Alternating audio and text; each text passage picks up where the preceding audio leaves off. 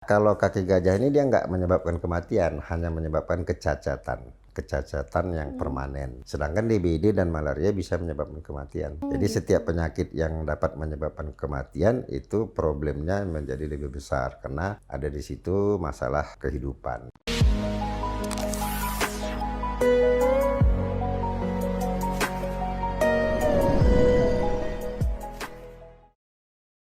Assalamualaikum warahmatullahi wabarakatuh. Jumpa lagi dengan Amel di Mimbar Fokus.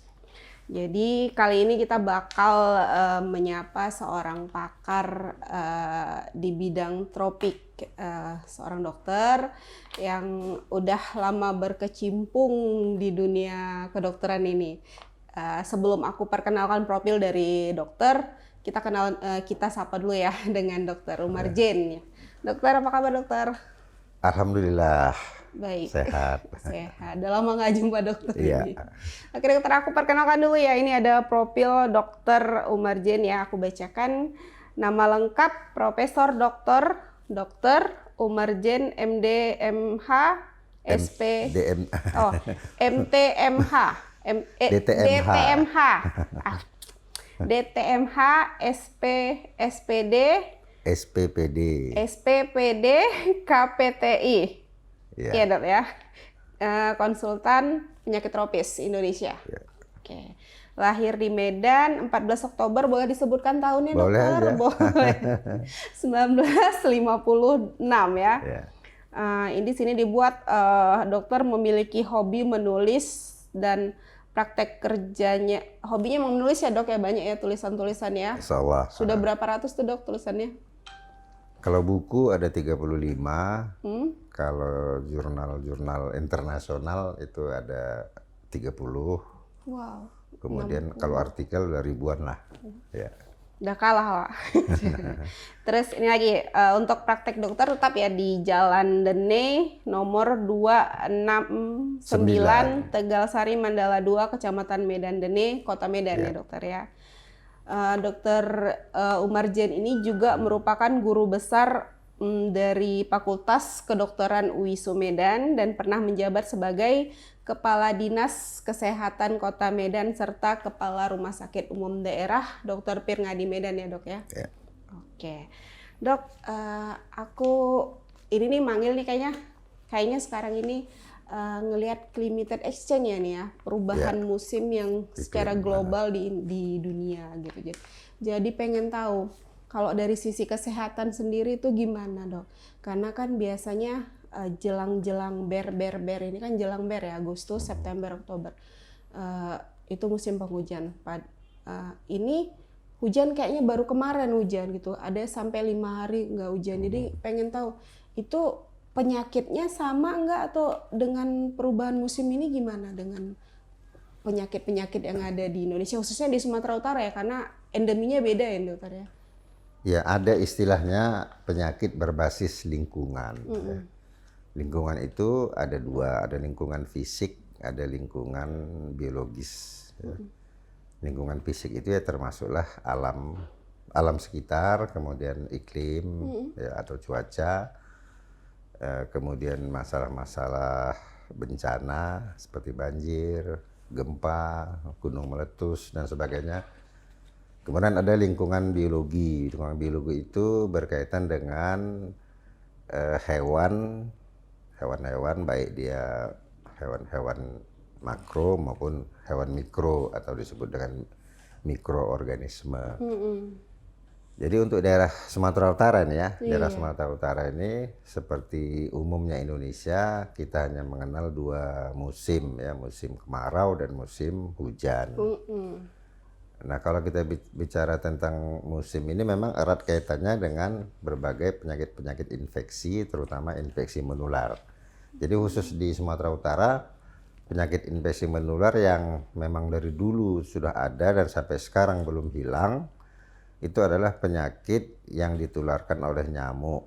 Ada dua, penyakit demam berdarah dengue dan penyakit malaria. Itu yang utama. Tetapi ada lagi penyakit yang disebut dengan kaki gajah. Ya.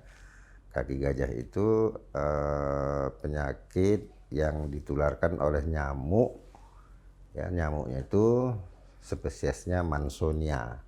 Mansonia. Ya, penyakit Mansonia itu sejenis nyamuk ya, tapi jenis ini yang membawa larva cacing dari cacing jaringan ya. Cacing jaringan, nanti sebentar lagi ingat itu ya. Cacing jaringan yang bisa masuk melalui darah dan dia berdiam di kelenjar-kelenjar getah bening, terutama di daerah pangkal paha dan di daerah ketiak. Dan itu yang bisa menyebabkan kaki membengkak yang disebut dengan kaki gajah. Kaki Nah, gajah. itu juga ada di daerah Sumatera Utara. Masih ada. Sampai sekarang masih ada kasus. Sampai sekarang masih ada, cuman dia tidak nampak di permukaan karena dia hanya menimbulkan efek perubahan anatomi dari kaki ya. Dan karena kaki itu ditutupi oleh pakaian biasanya tidak begitu nampak. Tapi kalau ditelusuri masih ada kasusnya di beberapa kabupaten di. Itu nyamuknya yang membuat penyakit ya, menularkan penyakitnya atau gimana itu? Dia nyamuk itu sebagai hospes perantara. Ya sama, dia menularkan larva daripada cacing ini melalui gigitan. Sama kayak DBD Sama kayak ya? DBD sama malaria. Kalau DBD yang dimasukkannya adalah virus, sedangkan pada malaria adalah plasmodium parasit. Sedangkan pada yang kaki gajah ini yang dimasukkannya adalah larva dari cacing. Gitu. Cacing darah atau cacing jaringan. Tapi kenapa ya kalau dulu ya sempat dulu kasusnya DBD ya itu cukup menakutkan bagi masyarakat gitu dibanding sama kaki gajah dan malaria itu kenapa ya? Karena kalau kaki gajah ini dia nggak menyebabkan kematian, hanya menyebabkan kecacatan yang permanen. Sedangkan DBD dan malaria bisa menyebabkan kematian.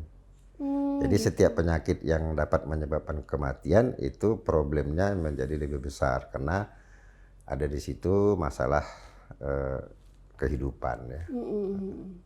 Terus kalau untuk sekarang ini gimana dokter Dima? Kita juga kurang tahu nih sekarang ini musimnya musim penghujan atau musim kemarau dan nyamuk apa yang banyak ada di sekarang ini yang perlu diwaspadai itu penyakitnya apa gitu. Karena kan biasa kalau DBD itu musim penghujan itu diwaspadai gitu jentik-jentiknya itu gitu kan. Kalau malaria memang sepanjang musim ya dokter ya. Itu gimana itu? Ya kalau musim saya kurang paham juga tentang musim ini, tentunya bagian apa namanya itu meteorologi ya yang paham. BMKG ya. MK. Jadi kalau saya lihat memang di Sumatera Utara ini ada musim hujan, ada musim kemarau. Tetapi ada juga satu musim yang saya nggak tahu apa namanya itu, dia kadang hujan kadang panas gitu. Misalnya malam hujan siang panas gitu atau sebaliknya. Kemudian di setiap ada hujan itu berpotensi untuk terjadinya genangan-genangan air. Nah, genangan air ini sekecil apapun, artinya walaupun genangan air itu hanya setetes, 2 tetes dia tergenang, itu berpotensi tempat bertelurnya nyamuk, terutama nyamuk Aedes ataupun nyamuk Anopheles yang penular malaria. Nah, tempat-tempat itulah yang disebutkan kontainer itu, dia bisa berada di semua tempat. Bisa di indoor, di dalam rumah, di dalam ruang sekolah, di dalam kamar, di dalam ruang-ruang tempat bekerja, kantor, dan bisa juga di luar rumah, di halaman, di selokan-selokan. Nah, itu merupakan potensi untuk tempat nyamuk bertelur yang disebut dengan tempat perindukan nyamuk. Musim panas dan hujan berganti-ganti, maka cenderung kontainer-kontainer itu menjadi berisi air dan disitulah nyamuk akan bertelur. Jadi kalau musim hujan itu berpotensi untuk menambah atau meningkatkan populasi daripada nyamuk penular penyakit. Kalau misalnya nyamuk Aedes aegypti atau nyamuk apa tadi dokter yang malaria? Nyamuk Anopheles. Anopheles itu sebenarnya tetap ada gitu ya selama sepanjang musim. Sepanjang musim. Kemudian apabila temperatur tinggi, menurut literatur, maka nyamuk itu akan menjadi cepat dewasa. Kalau sudah dewasa dia akan kawin dan dia akan bertelur dan populasinya bertambah. Makanya pancaroba itu ya yang selalu diwaspadai. Nah, kata orang pancaroba, katanya begitulah. Ya. Itu yang harus diwaspadai oleh masyarakat ya. Iya. Makanya jangan sampai ada genangan-genangan air. Gitu. Jadi itulah yang disebut dengan penyakit berbasis lingkungan. Jadi pengendaliannya tentunya pengendalian lingkungan untuk mencegah atau mengurangi kasus-kasus infeksi, apakah itu DBD, malaria dan lainnya. Kalau sekarang ini gimana kasus-kasusnya kalau untuk dokter sendiri? Kalau kasus demam berdarah tinggi itu sepanjang tahun ada. Tetapi pada musim-musim tertentu, di saat musim panas hujan, ya biasanya itu dimulai dari bulan Maret sampai Agustus, itu kasusnya meningkat. Kenapa? Karena populasi nyamuknya meningkat, maka kemungkinan orang yang digigit nyamuk itu bertambah banyak dan kemungkinan yang digigit itu tertular bertambah besar. Oh gitu ya, karena pancaroba itu ya. Jadi kalau musim penghujan sendiri gimana? Kan di musim penghujan itu menurun atau gimana kasusnya? Ya sama, di musim penghujan itulah timbul kontainer-kontainer yang tadinya kosong menjadi berisi. Apakah itu penampungan-penampungan pada bunga-bunga atau pada botol-botol kosong. Bekas cup-cup botol ini ya, kita kan biasa tuh kadang minuman atau tempurung-tempurung kelapa atau ban-ban bekas ataupun tempat penampungan air di kulkas, dia dispenser. Itu bisa jadi tempat bertelurnya nyamuk dan berkembangnya jentik menjadi nyamuk dewasa. Jadi itu yang harus tetap sebenarnya sepanjang tahun harus tetap diwaspadai ya. Apalagi di masa pancaroba bulan Maret sampai Agustus. Tapi tetap siklusnya seperti itu ya dok. Walaupun musim-musim sekarang ini belum kita ketahui, tetap siklusnya berarti ini lagi banyak-banyaknya ya dokter ya untuk itu kasus. sebenarnya dari kalau dinas kesehatan itu memiliki data biasanya ada dan ada grafiknya. Jadi sudah tahu itu untuk tahun 2022 misalnya berdasarkan tahun yang lewat kita sudah tahu di bulan berapa mulai kasusnya mulai meningkat. Jadi kalau kita sudah tahu itu maka tindakan pencegahannya dimulai sebelum dia meningkat. Kalau dari grafik itu mulai bulan Maret maka Februari sudah dilakukanlah sosialisasi pengendalian lingkungan. Dengan melibatkan seluruh komponen masyarakat. Oke. Dok, kalau untuk ini kan penyakit berbasis lingkungan ya. Jadi kalau untuk di masyarakat sendiri tergantung juga sanitasinya juga ya itu masuk juga terkait. Nah itu kalau dilihat sekarang ini kan di Kota Medan khususnya itu kan banyak pembangunan kayak lagi ada sedang pembangunan infrastruktur jalan, itu kan banyak genangan-genangan itu. Nah, itu kira-kira apa yang harus dilakukan agar tidak menjadi kontainer bagi para nyamuk-nyamuk itu gitu kan. Kan kadang tempat yang kecil-kecil juga nggak tahu gitu, tiba-tiba udah ada gitu. Yang menjadi problem yang kasat mata di Medan ini, mulai dari kita keluar rumah itu masalah sampah. Sampah itu termasuklah bekas-bekas minuman, botol-botol minuman, baik itu yang botol gelas ya maupun yang botol. Mie yang sekarang udah banyak ada yang sekali sampah itu. Sampai di depan rumah saya itu menumpuk sampah. Padahal dia di jalan, bahkan di depan rumah kita pun orang membuang sampah. Nah itulah salah satu sumber kontainer. Nah kalau yang pembangunan tadi itu, nah itu juga memang salah satu, tapi itu kan tidak terus menerus. Tapi kalau sampah ini setiap hari. Ya kadang kan kurang diangkut, nggak langsung diangkut gitu setelah pembangunan. Sama sih kayak sampah juga. Tetap diangkut, tapi menumpuk dulu dia. Iya, tunggu udah jadi kontainer kadang kan. Iya, sudah kita pun sudah melihatnya sudah rusut dan nampaknya terbiarkan itu. Iya. Sepertinya saya pun ya udahlah, memang udah begitu budaya. Jadi kok kayak udah jadi budaya gitu ya, jadi kebiasaan. Tapi dibilang budaya juga nggak boleh karena budaya itu biasanya baik, ya kan? Iya, udah jadi kebiasaan gitu. Iya. Jadi gimana lagi gitu. Itu saya nggak tahu bagaimana solusinya, tapi seharusnya kan pemerintah Kota Medan kan memang udah dari dulu persoalan ini ya. Mungkin nanti alam yang menyelesaikan. Jadi mudah-mudahan jangan sampai alam yang menyelesaikan dong. Iya. Jangan sampai, mudah-mudahan pemerintah bisa mencari solusinya ya. Ya kalau mau mencari, kalau nggak dicari ya gitu-gitu aja. Oke, dokter, ini terkait ini kan 2 tahun ya, 2 tahun, hampir 3 tahun ya pandemi COVID-19 gitu kan. Kalau dokter lihat dengan penanganan COVID-19 dan dengan cara hidup masyarakat yang sudah terbentuk saat ini, gitu, itu gimana dengan lingkungannya gitu? Apakah lebih sehat atau lebih apa gitu? Ya untuk menjawab ini sebenarnya dibutuhkan suatu penelitian. Artinya bagaimana penelitian lingkungan, perilaku, kemudian aspek-aspek yang lain sebelum pandemi, selama pandemi, dan setelah adanya penurunan pandemi. Nah, itu harus diteliti sebenarnya, baru kita bisa mengambil kesimpulan. Tetapi secara asumsi saja, asumsi ini bisa benar, bisa salah. Kemungkinan benar dan salahnya itu hampir sama.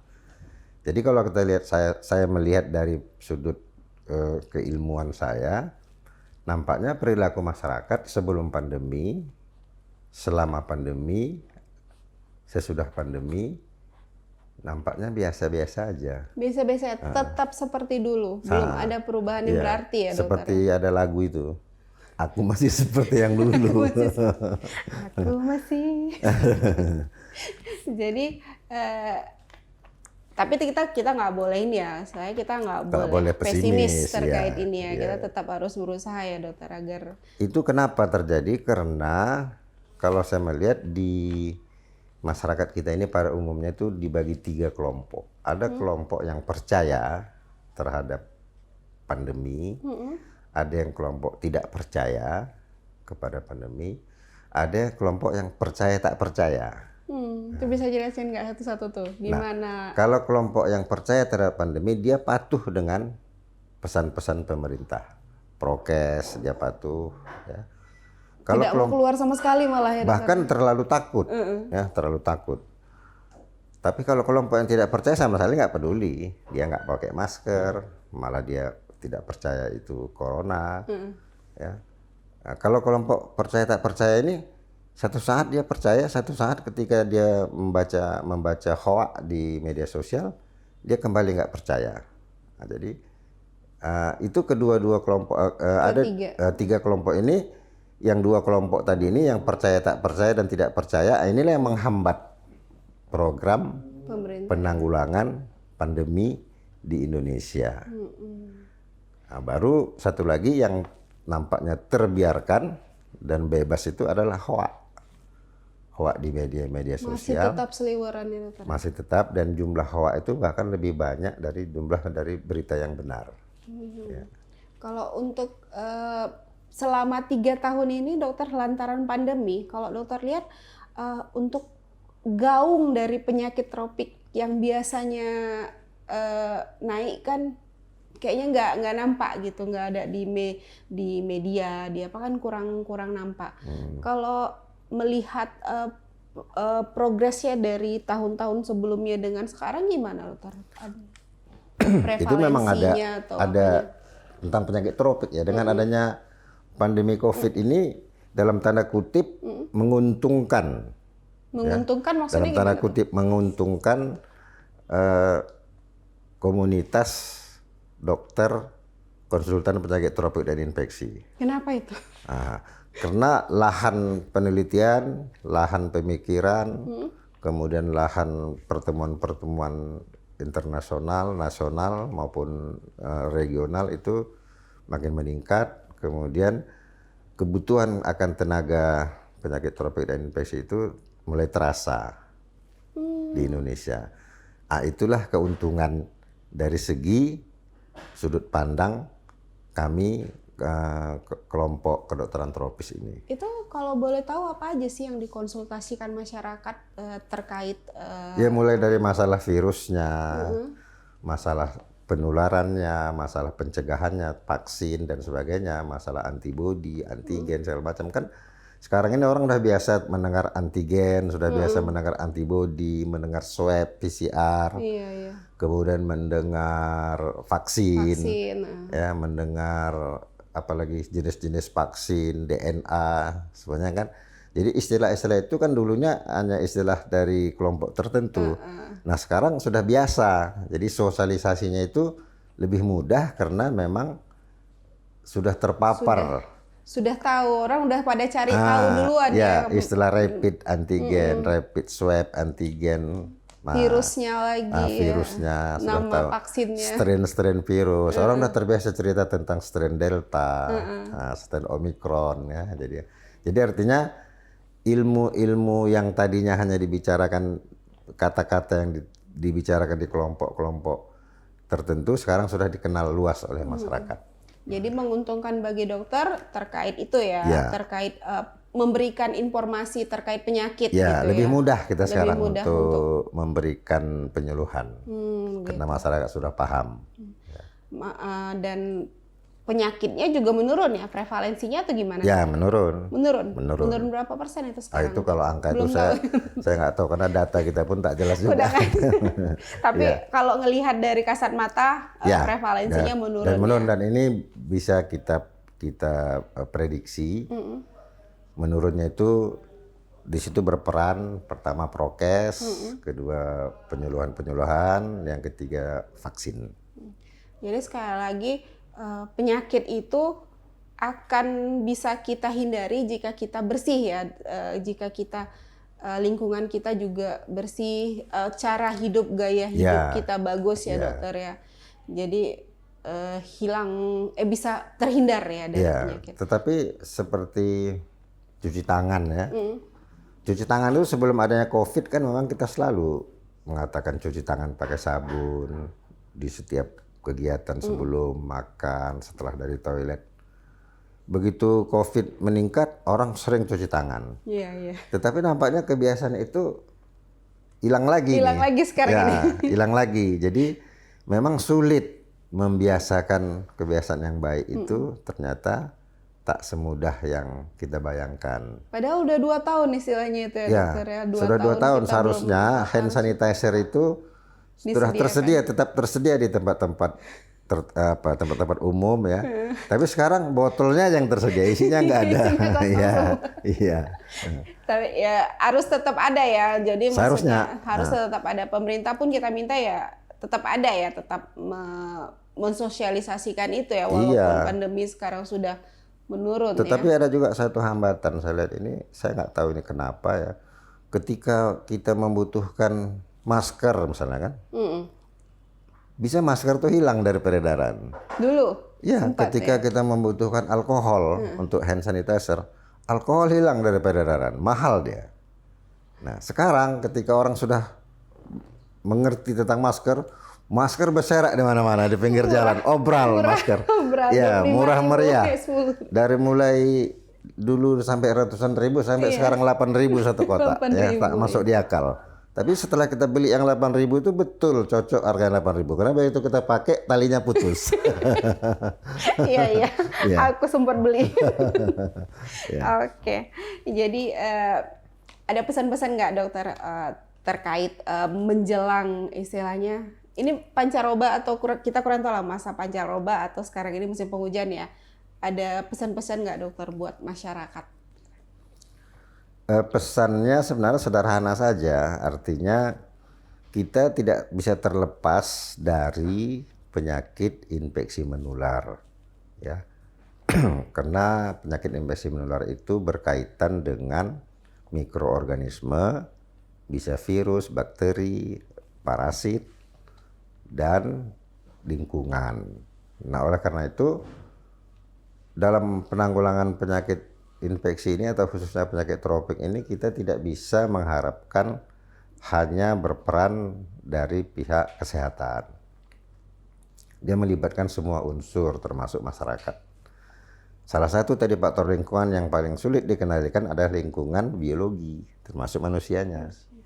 Nah, jadi manusia inilah yang menentukan, termasuk di situ regulasi, ya. Kemudian pemahaman, sosialisasi, kemudian peran serta. Regulasi kita kadang-kadang berubah terus, ya. Belum paham kita yang satu, muncul regulasi yang baru.